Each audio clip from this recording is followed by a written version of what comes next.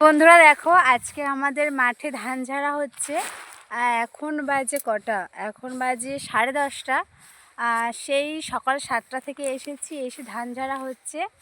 প্রায় খানিকটা প্রায় শেষ, ধান ঝাড়া হয়ে গিয়েছে অনেকটা, আর কিছুটা বাকি আছে। মানে এবছর অতটাও ধান হয়নি, অল্প একটু হয়েছে।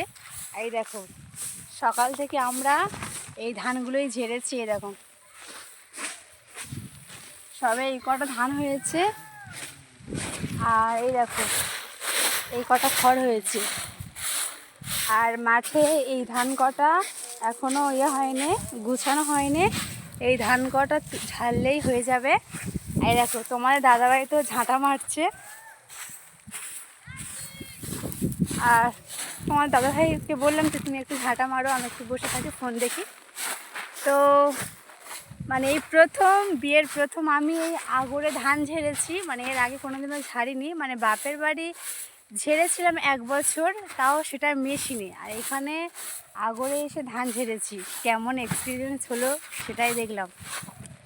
আর আমার মতো তোমরা কারা কারা এরকম ধান ঝাড়ো আর এইসব করো, এইসব কাজকর্ম করো, অবশ্যই কিন্তু কমেন্টে জানাবে। ঠিক আছে, টাটা।